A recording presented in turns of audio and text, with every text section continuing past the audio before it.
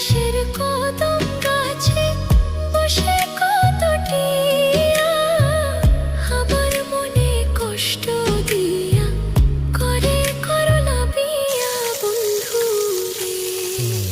কি অপরাধ পাইয়া রে বন্ধু ছাইরা গেলাম মোরে, তোমার লাইগা পরাণ কান্দে মন বসে না ঘরে বন্ধু রে।